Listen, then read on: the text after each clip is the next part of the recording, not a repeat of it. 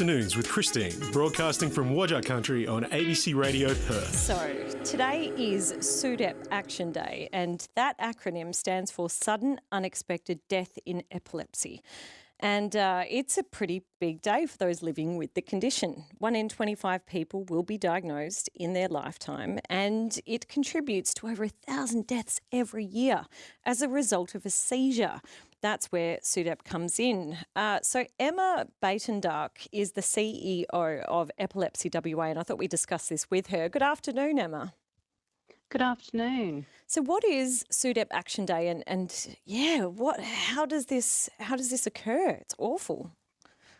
So SUDEP Action Day is a day that we all come together to remember loved ones lost to epilepsy, but also where we urge the community to start a conversation about risk. Epilepsy is common, and the sad reality is we lose too many West Australians to epilepsy. I'd not heard of SUDEP before. I don't have anyone close to me with epilepsy. Do we know why this happens? What do we know about SUDEP as a thing?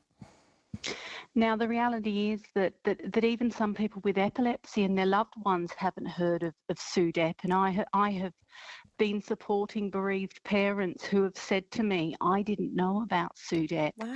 And it's important that people know about SUDEP because there are things that people can do to reduce their risk of not just SUDEP, which is sudden unexpected death in epilepsy, but also to reduce their risk of other epilepsy-related harms. So whilst it is a difficult conversation to have, it's a conversation that we must have. So how can SUDEP be prevented, Emma?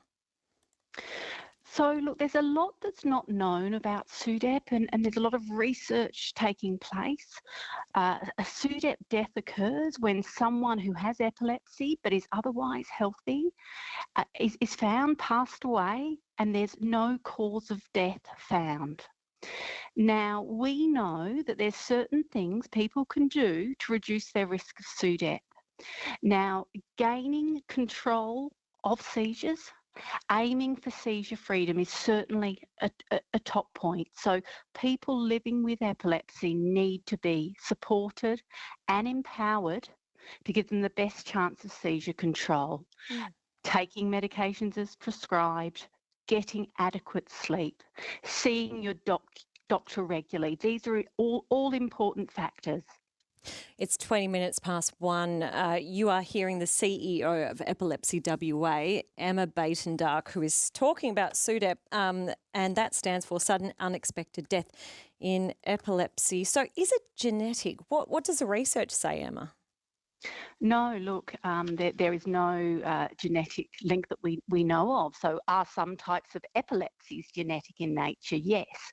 But SUDEP is exactly, as the acronym says, it's a sudden, unexpected death in epilepsy, and we really don't know why the person passes away.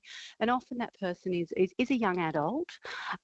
We know that it may involve the heart. We know it may involve respiratory function, but I think the important thing to do is we know SUDEP exists. We know that other epilepsy-related harms exist. We know that sadly there's accidents and injuries. We also know that epilepsy is really common, although we don't talk about it. 1 in 10 people will have a seizure. How can we empower the community to know what they can do to reduce their risk of epilepsy-related harm? And that's where Epilepsy WA comes in. Okay. What are the signs of epilepsy and when do they usually make themselves known?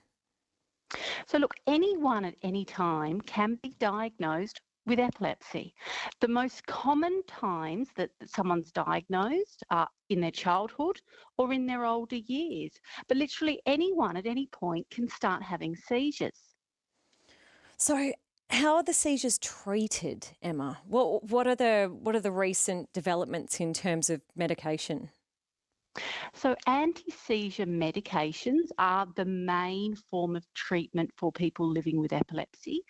And around 70% of people with epilepsy can gain seizure control once they find that right medication or balance of medications with their treating doctor. Okay. And I suppose, how can we prevent epilepsy-related injuries? For those who know someone who has the condition, what do you want them to keep in mind on days like this?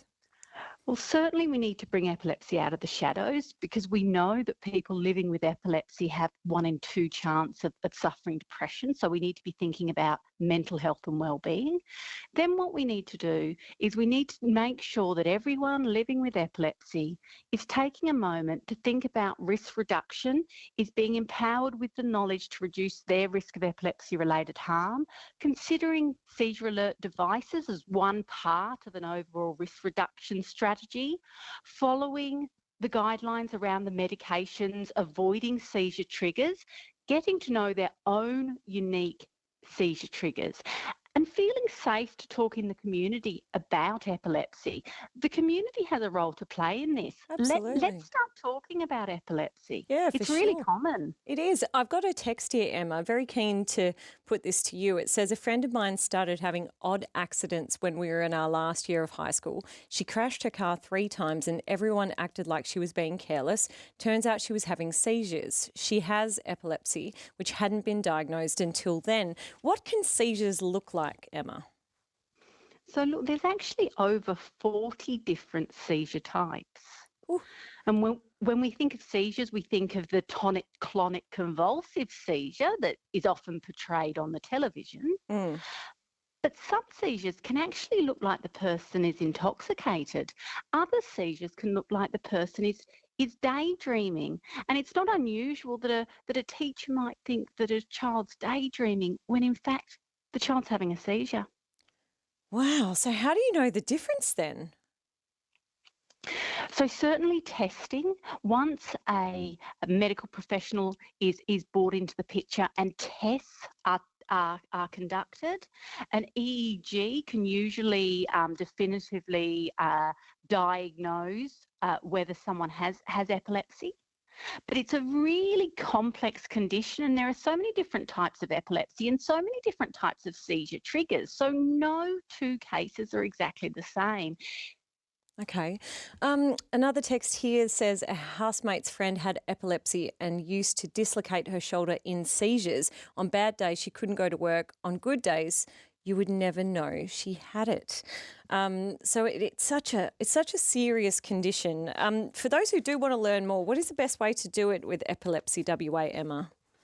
So I would encourage you to jump onto Facebook and find Epilepsy WA. We have a really engaged Facebook community and a really educational Facebook page, but also look for us on the web, epilepsywa.asn.au. We actually have the largest network of support groups in the entire country. Wow. That's both good and bad, I guess, because it means that there's so many people with the condition, but it also means you're connected and looking after each other, right? That's right, Christine. And our support groups are professionally facilitated by nurses. We are the only epilepsy association in the whole of Australia that doesn't receive any funding from its state government. And reducing risk of harm and helping to empower our community really is at the heart of everything we do. Right. Wow. I didn't know about the funding side of things, Emma. Thanks for mentioning that. Well, look, we'll keep in touch. A very important acronym to be across today. Thank you so much for coming on. Thanks for having me on. CEO of Epilepsy WA, Emma Buitendag, who was talking about sudden unexpected death in epilepsy. It's an acronym I'd not noticed before. SUDEP. This is not tied in with our acronym quiz. Just for the record, I booked them separately and then realised it was happening on the same day. That's coming after 2:30. Anyway, a good thing to be aware of, and I'm sorry to those families who have experienced something like this as well. Of course, we know about SIDS, sudden infant death syndrome, but this is to do with epilepsy.